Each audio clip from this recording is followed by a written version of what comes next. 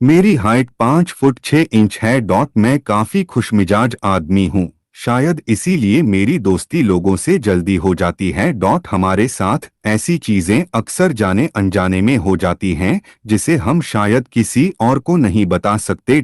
हम सबके कुछ राज होते हैं। मैं एक बड़े शहर का रहने वाला हूँ।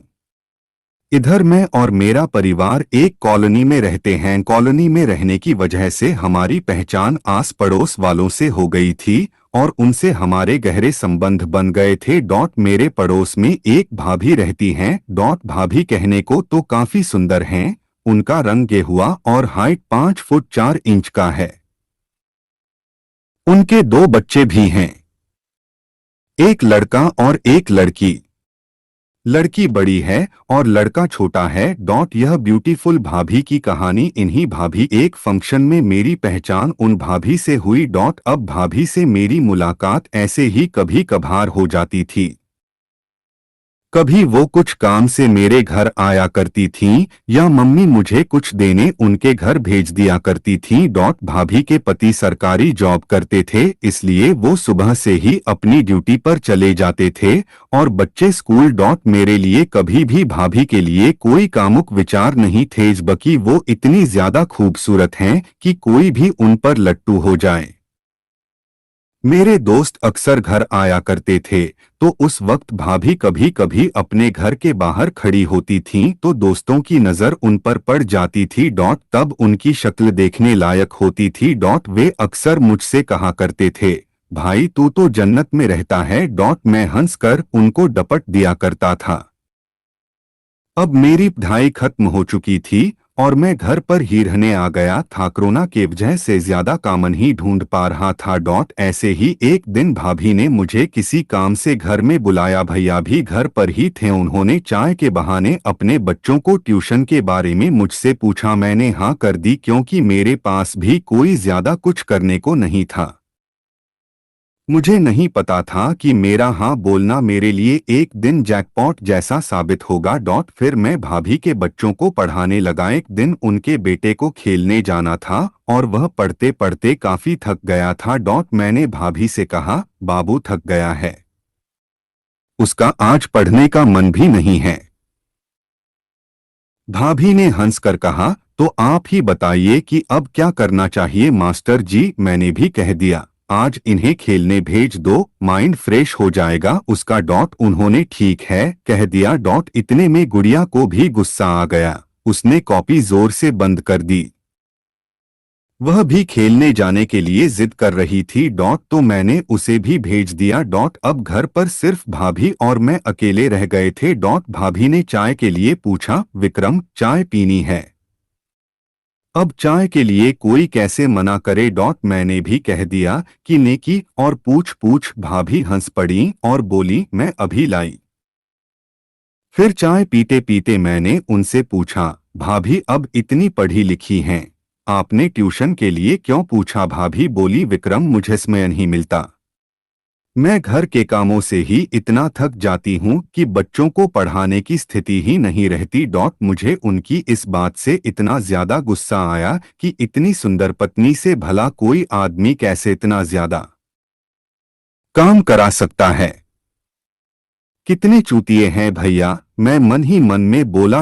भाभी ने भी उसी समय मजाक मजाक में मुझसे पूछ लिया, विक्रम तुम जब कॉलेज में थे तब कोई जीएफ नहीं थी तुम्हारी? मुझे उनकी बात से हंसी आ गई और मुझे चाय पीते पीते एकदम से फंदा सा लग गया। मैं खांसने लगा। भाभी ने झट से मेरी पीठ को सहलाया और कहा, आराम से। आराम से मैंने ऐसा क्या पूछ दिया कि तुम्हें इतनी जोर की हंसी आ गई? मैं कैसे बताता कि मुझे पढ़ाई से फुर्सत मिलती तो ध्यान देता। मैंने सामने से कहा, नहीं भाभी, इस सब के लिए कभी समय ही नहीं मिला। वे भी हंस रही थीं। यार, भाभी कितनी प्यारी लग रही थीं। आपको कैसे बताऊं कि वे कैसे हंसती थीं। बस ऐसा लगता था कि भाभी के गाल चूम लूं। मैंने फिर से कहा, भाभी मुझे लड़कियों से क्या कहूं, वही समझ नहीं आता। भाभी ने कहा, तुम्हें कैसी लड़कियां पसंद हैं? मैंने सोचा कहीं ये मम्मी को तो नहीं बता देंगी। तो मैंने कहा, आप मुझे मम्मी से मार खिलवाना चाहती हो ना? भाभी ने कहा, हट पागल, मैं तो यूं ही पूछ रही थी। तुम इतने सीधे हो और अच्छे हो कि तुमसे तो कोई भी लड़की हाँ कह देगी। मैंने भाभी से मजाक में कहा, फिर तो बस आपके जैसी चाय बनाने वाली जीएफ मिल जाए तो मेरा तो कल्याण ही हो जाए। मेरी बात सुनकर भाभी शर्मा गईं और कहने लगी, हट बदमाश। फिर ऐसे ही काफी देर तक हम दोनों बातें करते रहे और मुझे उनके साथ बात करना अच्छा लगने लगा। मेरा मन तो नहीं था जाने का, पर जाना पड़ा। उस दिन पहली बार ऐसा लगा कि प्यार कैसा होता है। फिर उसी रात भाभी का व्हाट्सएप आया, हाय। तब रात के 10 बज रहे थे। मैंने भी लिख दिया, हाय मालिनी भाभी, आप अभी तक सोई नहीं? भाभी तुम्हारे भैया की आज नाइट शिफ्ट है ना? मैंने कहा, अच्छा, अकेले में डर तो नहीं लग रहा ना? भाभी बोली, थोड़ा थोड़ा लग रहा है। मैंने कहा, आप डरो मत, कुछ भी हो तो मुझे बुला लेना, मैं जाग रहा हूँ। भाभी ने कहा, ठीक है। मैंने पूछा, बच्चे सो गए? भाभी ने बताया, हाँ वो सो गए। अब मैं मूवी देखने लगा। फिर अचानक से भाभी का कॉल आया। भाभी घबराई हुई थीं। वे कहने लगी, विक्रम, क्या तुम अभी थोड़ी देर के लिए आ सकते हो? मैंने कहा, ठीक है भाभी, मैं आ रहा हूँ। फिर मैं चला गया। भाभी ने कहा, मुझे बेचैनी सी लग रही थी, अकेले में डर सा लग रहा है। मैंने कहा, ओके, मैं यहीं हूँ, आप डरिए मत।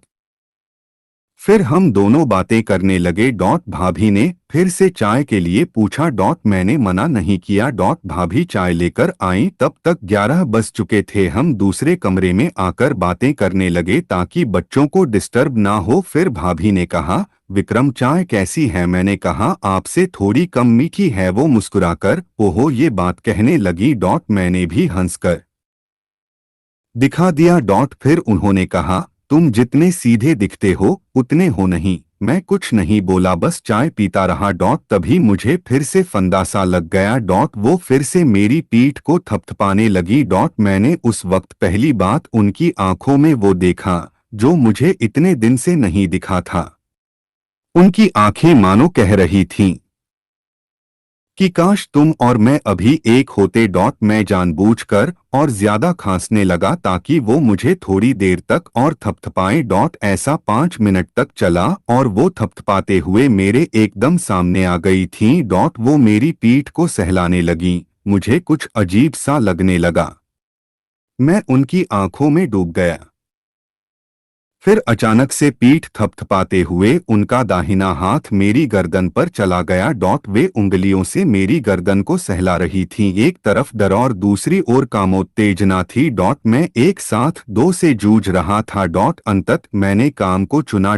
मैं उनको देखते हुए धीरे से खड़ा हुआ और हाथ पकड़कर किचन की ओर ले गया। मैंने किचन का दरवाजा बंद कर दिया और भाभी के होठों को एक बार देखा और चूम लिया। तब अचानक से मुझे लगा कि ये मैंने क्या किया, बस फिर क्या था। ब्यूटीफुल भाभी तैयार दिखी तो मैंने भाभी को गले से लगाया और उनके पूरे बदन को महसूस करने लगा। मुझको ऐसा लग रहा था कि मैं उनमें पूरा समा गया हूँ। और जिसका डर था वही हुआ। उसके बाद देखते ही देखते हम दोनों एक दूसरे में समा गए। धन्यवाद।